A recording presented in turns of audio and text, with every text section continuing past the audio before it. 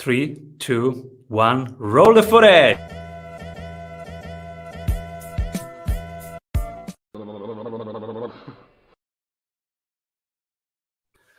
Welcome back, everybody. I'm Simon Severino, your host. What if you could hang out with sprinters and ask them about their problems, their workflows, and their solutions? That's exactly what we do here at the Strategy Sprints podcast. And today we explore with functional genomics pioneer and CEO of the DNA company how we can live 123 years old and die happy.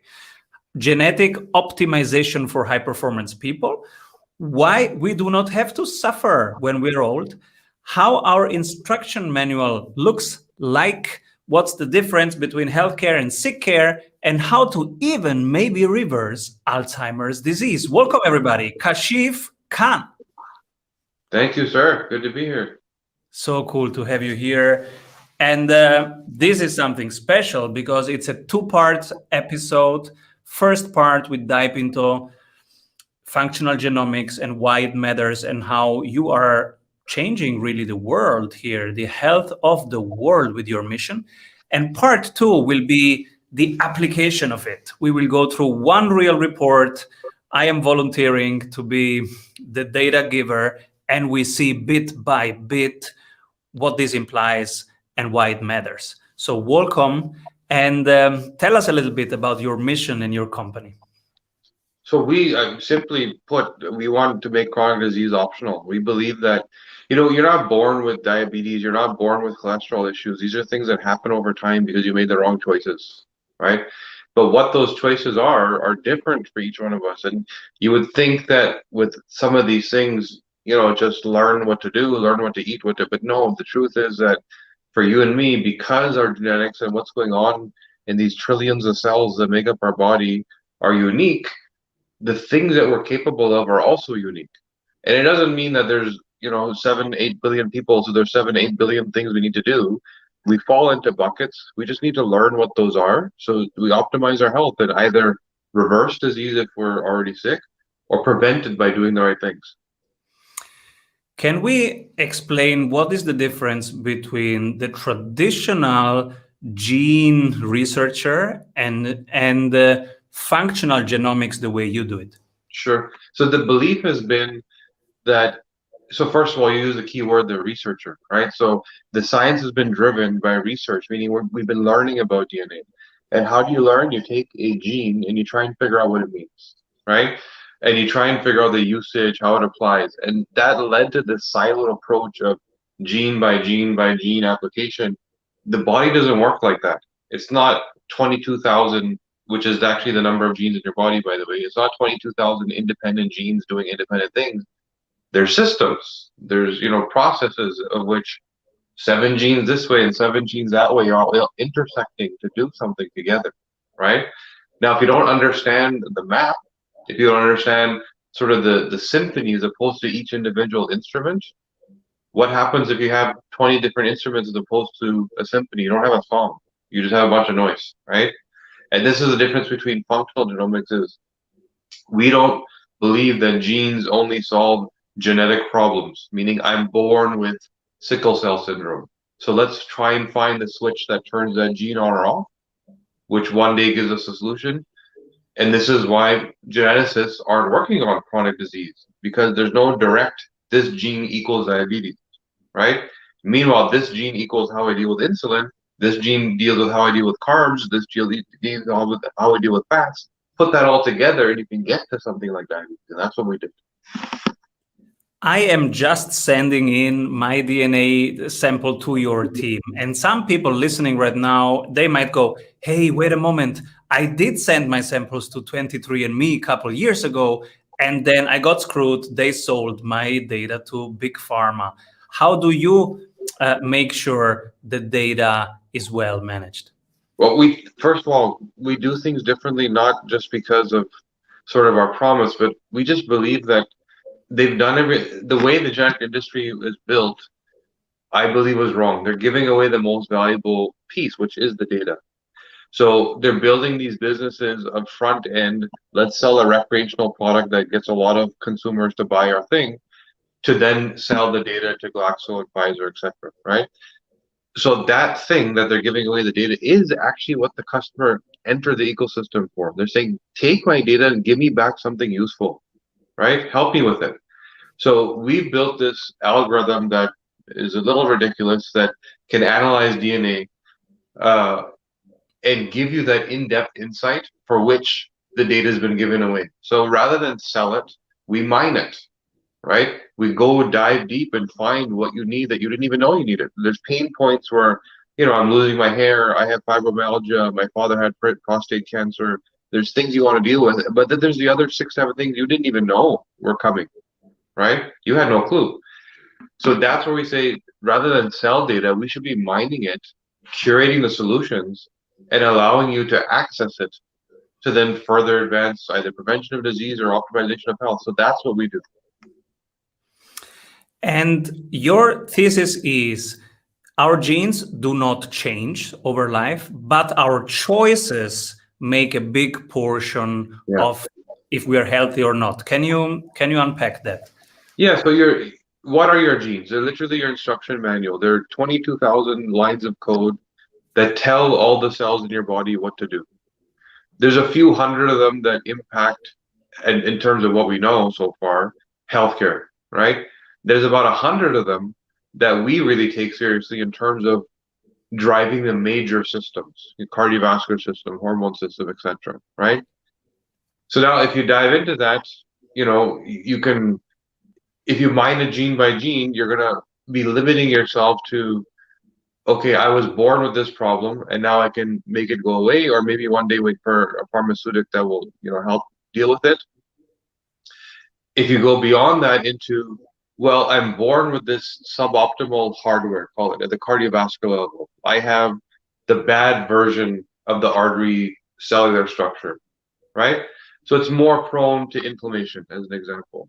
That doesn't mean that I'm getting cardiovascular disease, right? It just means that if I do the wrong things, like smoke, expose myself to chemicals and pesticides, not sleep properly, have too much stress, I am the first person that will get that cardiovascular disease. The person with the best version of that cellular structure, that's why you see there's people that smoke till they're 100 and have no problem, right? There's some people that play soccer and drop dead at 35 of a heart attack, right? They have the best trainers, best fitness. Why do they get heart disease at 35 and drop dead? Because the hardware they had wasn't designed for that excessive exercise that they were doing as a profession, right? So all we're identifying is, what are you capable of? What is your body designed to do? And now you know environment, nutrition, lifestyle. What are those loads that you're capable of handling? And then you have two possible choices. One is to change the load, right? And to say that I actually can't be a professional soccer player because that cardiovascular exercise, I don't have the arterial system to be able to cope with that, right? Or you can supplement. You can say, I need to do this thing. I'm not going to stop playing golf and exposing myself to all the chemicals that I can't handle, right? So I'm going to take the right supplements, do the right foods, do the right treatments to mitigate, right? So it's input, output. You have to balance those two things based on what your body was actually capable at a genetic level. Beautiful. Can you tell us one example, maybe from your team or from the people you work with, where you have seen a big change by what you have found out? So even what I just spoke of, right? Cardiovascular, it's the #1 killer in the world, right? I think 18 million people died of cardiovascular disease last year. If you look at that one thing in the United States, I'm in Canada, by the way, just south of us. Lipitor, cholesterol drug, is the #1 prescribed drug. It's almost taken for granted that once you're at the age of 50, that you will have some sort of cardiovascular disease. They say at least 50% of people in the US, right? So why is that happening? Just what I spoke of, that in arterial wall, the inner lining is called the endothelial, right? So that's where the blood actually flows through and touches that wall of the inside of the artery. There's different versions. You can have the stainless steel, can handle anything. You can have the paper thin really prone to inflammation. But again, we said that that person can grow up on a beach somewhere, never get sick because they were never exposed to anything, right? So what would cause us to have a problem? There's a process in your body called glutathionization. It's the removal of toxins. So when you sleep at night, your body binds onto toxins and helps you pee them out in the morning. That's glutathione. Some people don't do that well genetically. You could actually be missing that gene. Forget about what version, you might not even have it. Literally, you didn't get the gene, right? So now, if you have that and you're doing the wrong things, for example, exposing yourself to toxins or smoking or, you know, even something as simple as golfing, which is the example you asked for, one of our early stage investors used to golf 4 days a week, right? So golfing 4 days a week for 4 or 5 hours at a time, he was exposing himself to all those pesticides in the grass that made it so beautiful, right? Without the genetic ability to clear those toxins that he was now, so they're free flowing in his blood. Too much, right? This cellular structure is not capable of dealing with that toxic insult. So it causes damage, abrasions, scratches, because it has the paper thin version. What is the body's response to damage of the cellular tissue at the endothelial lining? It actually sends cholesterol as a hormone to reduce the inflammation, right? That's the purpose. When cholesterol meets free radical activity toxins, it actually hardens and then it gets deposited because it was never meant to meet that stuff, right? So now the vicious cycle, now fast forward, this guy was 38 years old on cholesterol today. Couldn't understand why. I eat well, I exercise, I do everything right. Well, the exercise is actually what was causing the problem because you're exposing yourself to chemicals you couldn't clear, causing the inflammation, causing the cholesterol to actually keep you alive. This is exactly going back to and this is actual investor in our company. And this is why he invested, by the way, because we were the only solution that got him off pills, right? So, and this goes to the same example of that soccer player that drops out at 35, which we've seen Olympic runners, the best shape of their life. Why is it at that age, 35, 40, all of a sudden heart attack, dead? Because that, and this is why I said it could be input, it could be output. But the input was I breathe in chemicals, right? The output could be if you're doing heavy cardiovascular exercise, you're creating free radicals. What do your cells do? They take nutrition and they take oxygen and they create energy. That's what all your cells do. In that process of taking oxygen and converting it to energy, they also create oxidants, which are toxic. And if you do too much cardiovascular activity without the genetic ability to clear those oxidants, which some people don't have, you now have too much of this free radical activity in your blood, which again could cause inflammation, which could cause that blockage, which at 30 years old, your doctor's not even testing for. And then boom, you drop dead. Right? So that's a simple example of cholesterol wasn't the problem. That's the symptom we're masking. That's the pain that made me go to the doctor. And they're going to say, yep, you have something, we're going to get rid of it. But did they actually solve a problem? Right? The problem is years before of wrong choices. So that's where if we unlock our genetics, you can understand what to even look for. Right? And that's what we do.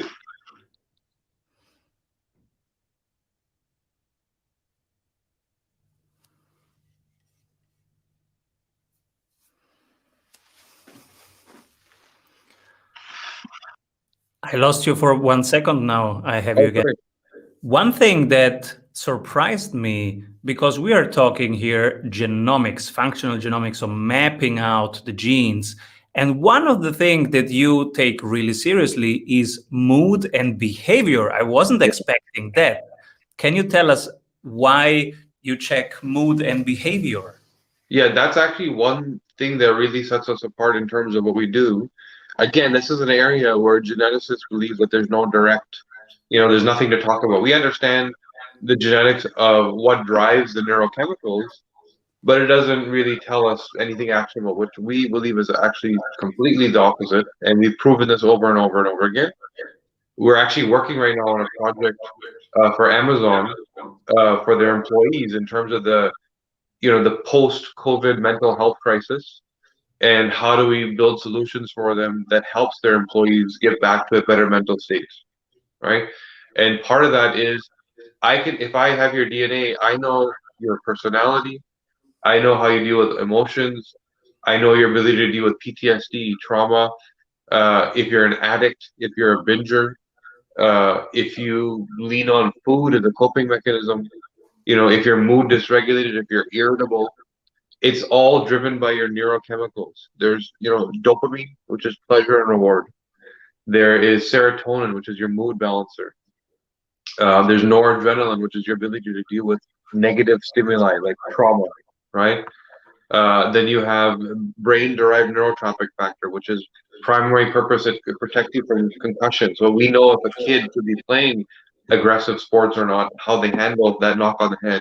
That same gene also deals with mood in terms of that drama queen response, the overreactor, the person that slams doors and yells, right? So because we've mapped this all out, first of all, it's interesting to understand that the way you behave isn't just your surroundings or how you developed, it's hardwired.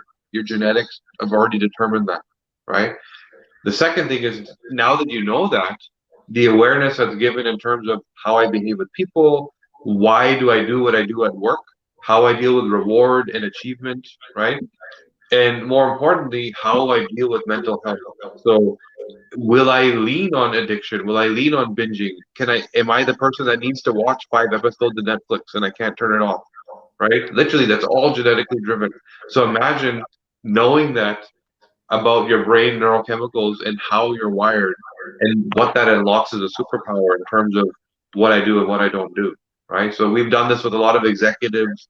We've done it with teams and putting teams together. We're right now working with some NBA teams in terms of how the dynamics of all the individual players.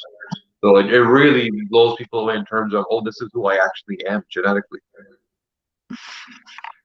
One thing that I found particularly interesting, because right now people listening, they are entrepreneurs, Right. and what you have found out is that it's the same pattern that makes an entrepreneur that Yeah. makes a drug addict. Yes. Can you unpack that? Yeah. So, and this is why you often hear, like, why is it these high achieving people are depressed and committing suicide? Like, they have everything in the world. What happened, right? Anthony Bourdain, the chef and CNN, show, people, like, they were so shocked he was at the peak, you know?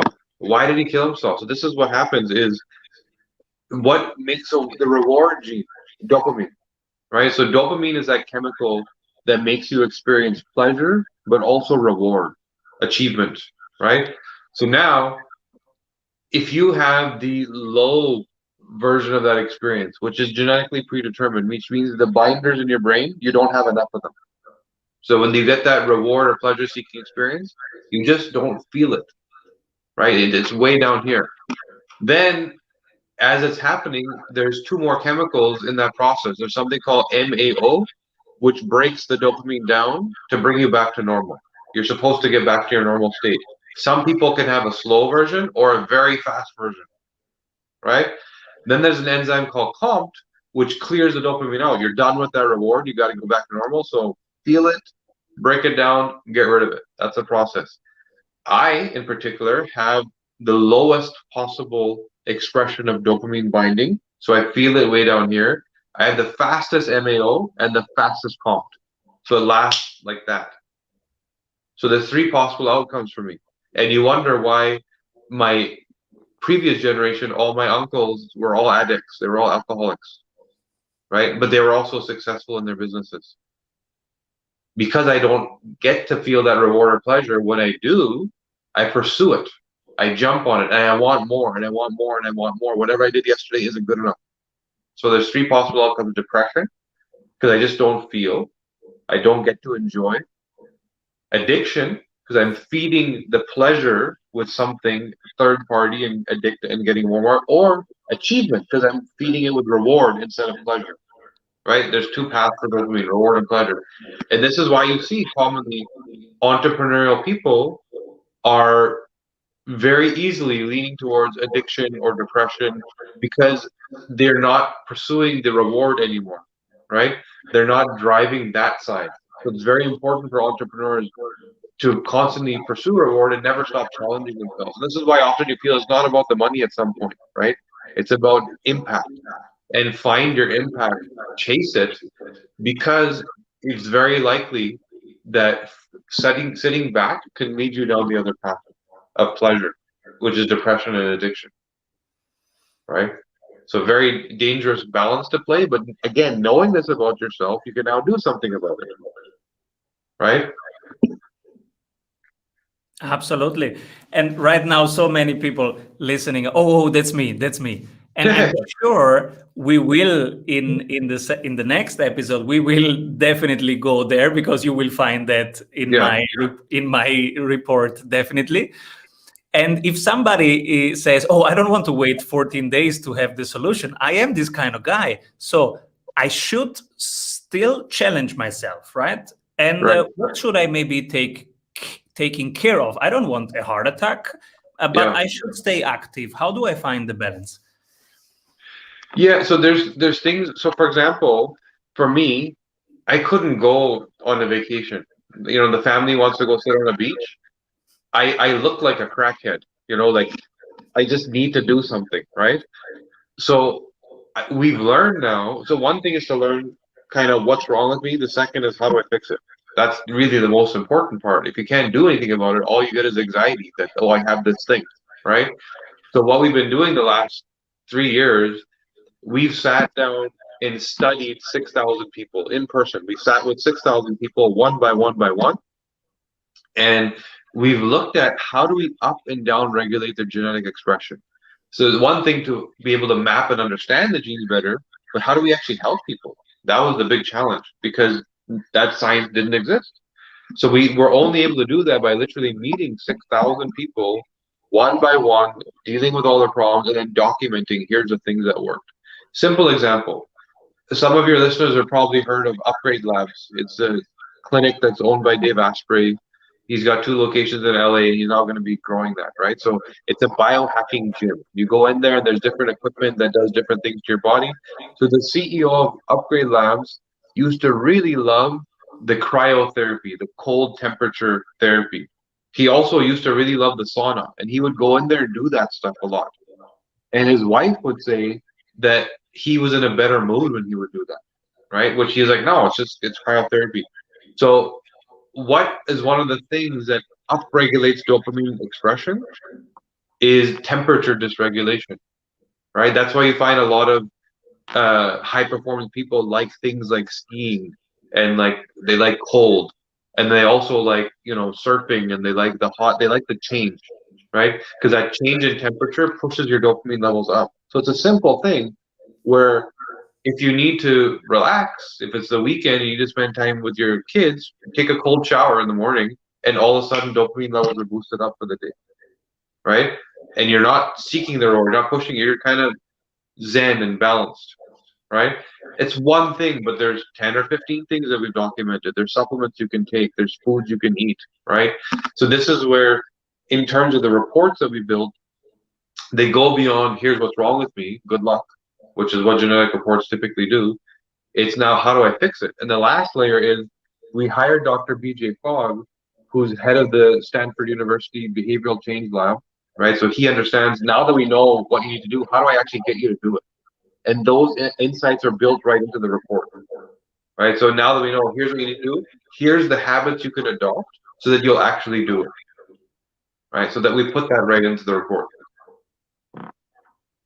I love the work of BJ Fogg, and his students have developed Instagram and Yeah. other things that really work based on the principles he teaches.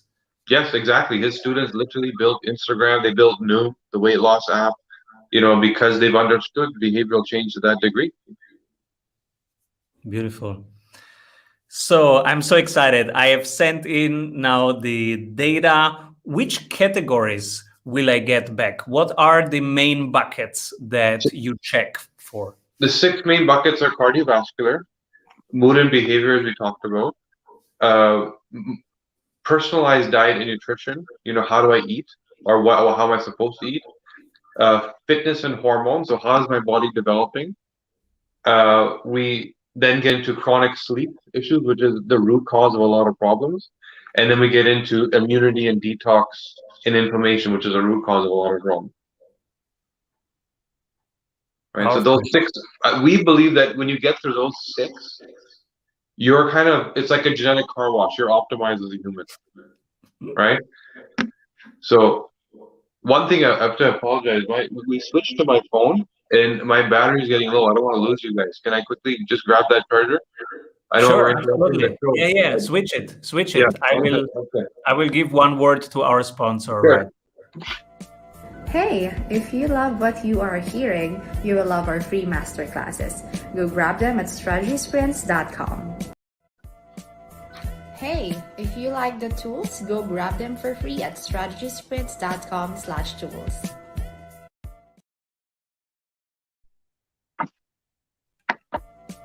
Hey, if you love what you are hearing, you will love our free masterclasses. Go grab them at strategysprints.com. All right. While our guest is switching his tech, hello. Yeah, did it work? It works. Sorry, I just plugged in. Sorry about that, guys. We had the technical issue earlier. My laptop was having a challenge. Yeah, that's real life. That's the stress of being of being live and of creating things. Yeah, no So kidding. how do you deal with stress? What do you have found out about your own Yeah. stress coping abilities and So behaviors? first of all, my ability to cope with stress at the genetic level is extremely high, right? There's a couple reasons. First of all, because I'm pursuing reward, it's not impacting me so much because the reward is so important that the pain along that path doesn't matter, right? And a lot of entrepreneurs feel that way, that the goal is such a big deal to them that I'll take the pain, right? The second thing is there's a gene called noradrenaline, which is literally, we call it the PTSD gene, like your ability to deal with trauma, right? Now, if you have the deletion for that, which I have, you actually filter right through trauma. You don't hold on to negative. So, two people can get in a car accident, right? One person walks away, jumps in an Uber or whatever to get home. The other person just sees the same color car a week from now and they get a reaction, or they hear a bang sound a month from now and they get a reaction, right? So there's different versions of your ability to cope with trauma. So we actually did a project with the US Black Ops military to say who should actually be deployed in active combat that can actually come back with zero PTSD, Mhm. right? Who should not be the front line because they're going to have severe trauma for a long time, right? So that thing, I'm deleted for that gene, so I actually don't feel the pain. I don't hold the grudge, right? That allows me to deal with stress at a very high level because it's every time it's a new experience. It's not, I'm not bringing back the weight of last time, right? The last thing I'll say about that, there's a gene called BDNF, brain-derived neurotrophic factor. We just talked about it. It's your ability, its primary purpose is neuroplasticity, brain repair, the connections, right? And it's meant to protect you from concussion. So now, because it deals with neuroplasticity and the connections, it's also about how do you deal with sort of the weight or the meaning of things. And I have the most optimal version of that gene, which means that I don't have to give things a lot of weight or value. I could just logically think through them. So if there's a big problem or a great thing, positive or negative, I just kind of like, and I get through it, right? Which is that entrepreneurial spirit. Lawyer letter in the mail. Okay, what does it say? Let's move on. Whereas somebody that has the bad version of that, lawyer letter in the mail, that's all they can think about that day. And like their whole day is screwed up and they're thinking about it at night, they can't sleep, right? So literally, I'm genetically wired to be an entrepreneur, right? The front, and if you, and what we actually call this is warrior genetics, by the way. This Mm. profile, we call it because it didn't come from, so you inherit your ancestors' legacy. That's your genetics. It's whatever they did, whatever they needed to do is how their genetics evolved, and that's what you now have. So we call this warrior genetics because it typically came from high stress warrior fighting constant battle for which they had to think the way I think. I'm just applying it in a different battlefield now in business, right? And you have warrior and warrior, like with Yes, A and with O. yes. We've documented that also, and this is where one of our founders. There's four founders in the company. One of them is the exact opposite of me. He has the warrior genetics, not the warrior, the warrior, right?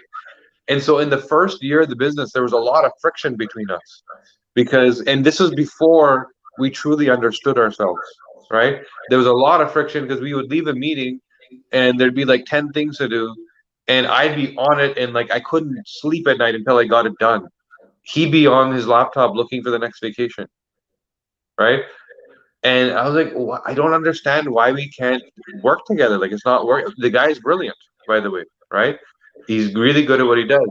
Then we found he's the exact opposite of me. He has the maximum dopamine receptors in his brain. He has the slowest possible comp, right? Which flushes it out. So he feels pleasure constantly at a very high level, and it lasts a long time. So for him, he doesn't pursue reward because there's no motivation. But when he enjoys something, when he finally gets that peak of something that goes beyond normal, he will binge on it and do a better job than anyone. So you leave a meeting, 10 action items, 8 of them he's not even going to touch. He'll still feel like he did it because he gets a sense of reward from very little. But the thing that he actually enjoys and wants to do, he's going to come back like he wrote a book. And he'll dive so deep, deeper than anyone. So it's a very different skill set, right? That comes out of the way the brain is wired. This is fascinating. And before you know that in the team you have friction, and if you know this, you can collaborate on a very Yes. different level. Yep, exactly.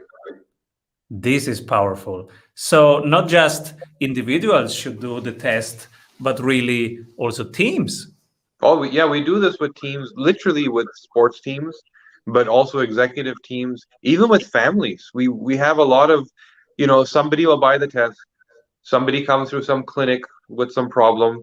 Once they learn this, they're like, I need this for my wife and my kids, or I need this for my husband and my kids, because then they understand how we're literally dealing with that right now. There's a family here in Toronto whose child is autistic, so behavioral development issues, right? So because of the test, they now understand why and how this child is reacting and how to deal with him, right? So they had a constant struggle, and now we're getting to the point where we're getting this child off of sort of mental health uh, drugs, right? So psychotherapy drugs, because they've understood why he behaves the way he behaves. It's not that he has a problem; it's actually a superpower. They're just not harnessing it the right way, right? They expect him to behave in a certain, but that's not how he was designed, right? So yeah, so teams, executives, families, at any time where there's humans interacting with each other, if you don't understand how you think and how you're wired and how that other person is thinking, there's going to be a clash in certain areas. I was talking with my wife right before this episode, and because my wife observes some things in me that I didn't know. For example, at specific times, I do very specific things. And she says, oh, it's 5:30, you're eating again. So there is some kind of inner clock. Yes. And that brings me naturally to do certain things at a very specific time every day. I don't even know them, but she knows them. And she says, oh, yeah, I know the time because you are now going to the fridge. Yes. So there's 2 layers to that, by the way. There's literally a gene called clock, right? And that gene called clock literally does what you're saying. It sets circadian rhythm. So there's multiple circadian rhythms: how you sleep, how you eat, your hormones. Women have a monthly menstrual cycle. Men actually have a daily menstrual cycle, by the way. The way you metabolize testosterone, you do it every day, right? Women do We it have a once menstrual cycle? That's new. Tell me more. a menstrual cycle. It's for man, right? Ah, So you literally daily, you take progesterone, you convert it to testosterone, you convert that to estrogen, and then you pee it out. You do that every day. Every man does it in a slightly different way, but we all do it. So same thing that's the one layer. The circadian rhythms of your body are the systems in way your body interacts with time, right? And there's set clocks And now so that's one. The other layer is entrepreneurs are more likely to have the behavior you're describing because addicts like to do things the same way on time every day, right? And I'm the exact same way. If I don't eat on time, I get frustrated. Not because I'm hungry, but because I feel bad that I didn't eat on time, so I didn't feel the protein for my workout. I'm going to be late for the next meal. I screwed up everything, right? It's a reward seeking response where you need to schedule, you need to make sure you did it, you need to check the box, right? It comes from the same exact thing. And we actually coach executives through this because when you get home, you need to change the way you operate, but you also need to understand that that's a superpower you have that other people don't. So use it to your advantage. It's fascinating. And I Yeah. was also thinking I should do the test also with my kids because we have two kids. And now you might say, well, it's the same genetic pool, so it will be the same. Well, but we have different genetic pools, right? And so Yeah. if I see them, how they behave, their personality was very different from day one. Right. So I guess it makes sense to make the test with children. Yeah, for sure. I mean, it's a saliva test, so you spit in a tube. So as soon as they're able to literally spit, they can be tested. There's no age limit. Your DNA that you're born with is your DNA for life, so nothing changes. And so anything where you're dealing with prevention, the earlier you start, the better off you are, right? So imagine with a kid, there's two layers. The parent having access to the child's instruction manual. Here's my kid's instruction. When I buy a toaster or a microwave, I get an instruction manual.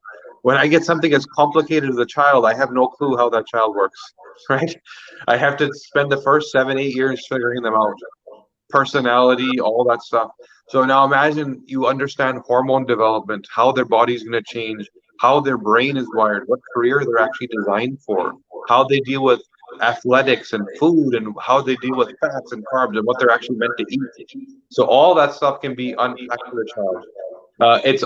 And that's one layer, making it easier for the parent and the relationships. But the other layer is imagine knowing that early, what the possibilities are for disease and being able to prevent it all because you got it early enough, right? Well, there's no child that's walking around with cholesterolemia unless it's a direct genetic cause, right? They're not born with environmental, like I smoke, so I have a heart problem, right? But when you catch it that early, you can prevent everything.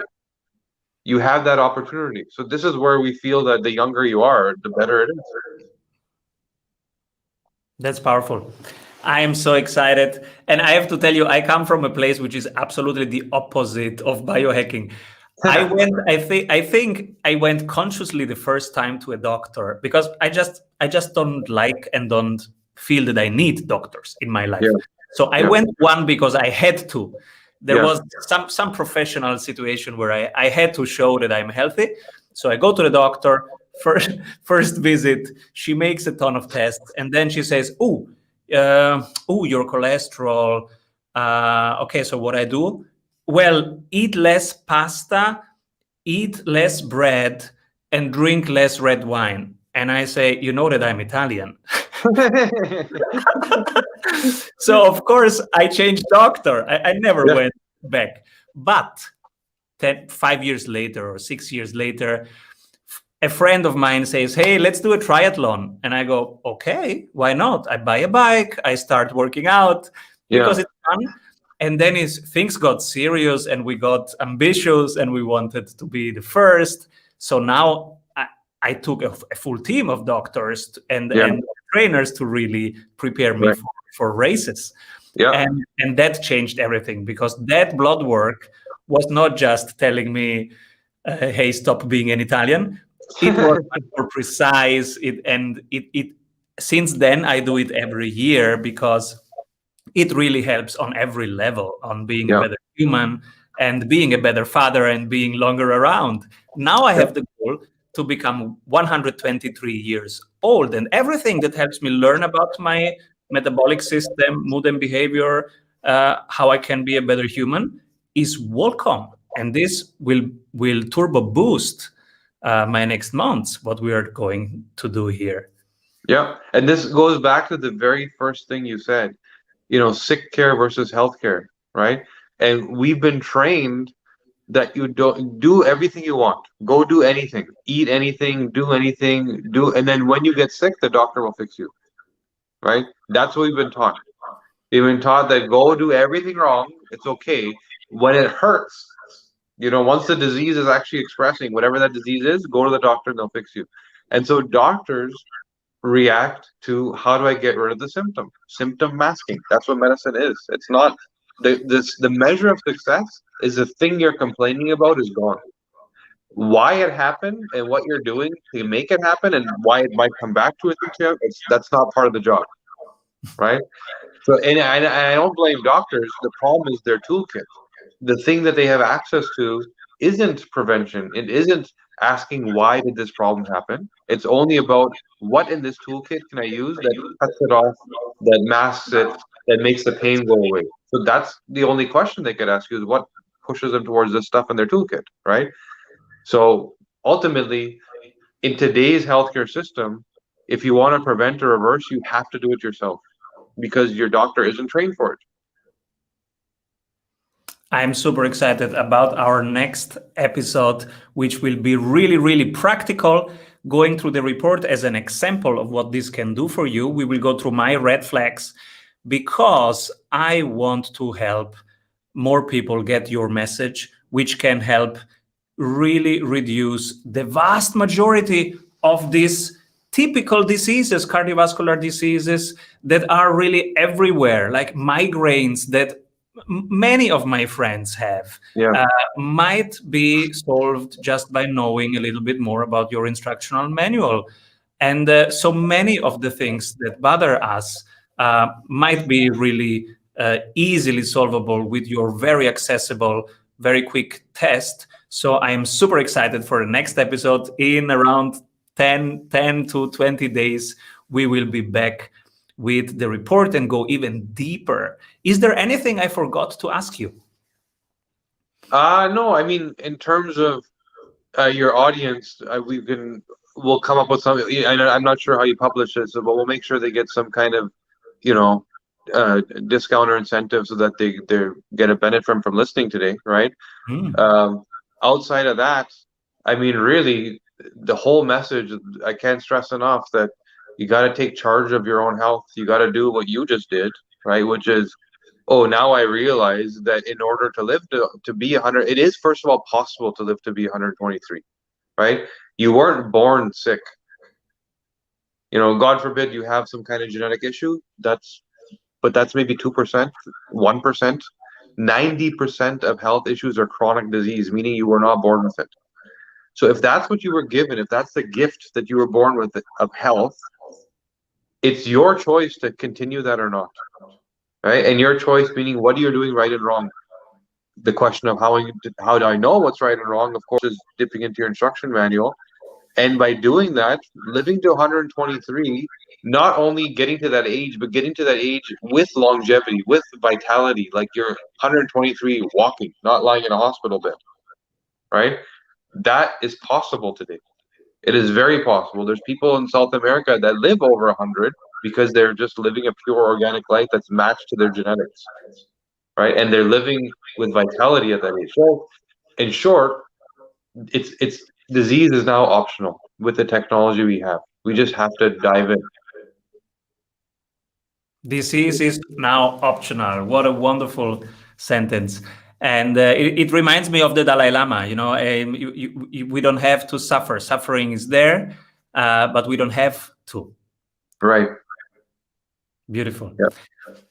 So I'm super excited, Kashif, to have you here very soon when we discuss the report. Where can people, if they say, I want also to do the DNA test right now so that when Simon is back, I can in parallel also go through my results. Where can they go? Yeah, that's actually, your suggestion is awesome because if people have their report, we're going to be going through yours, which this we typically don't do. The reports are self-serve. You read it, you understand it, but we're going to dive deep into the science with you so people can follow along. The DNAcompany.com. So it's the DNAcompany.com. Literally, there's one test that's there. It's the one thing we do. So take a look there, and it'd be awesome to have the whole group following along at the same time. We could set a record, the biggest group genetic consult in the world ever that we've ever seen. Super cool. Let's do this. Yeah. All right, Kashif, so cool to have you here. And we'll see each other soon. So thank you for this first step. And I'm excited about our journey. See you No, soon. thank you. All right. Talk soon. Avoid trying to do thousands of things that doesn't work. We have 274 templates for your business success.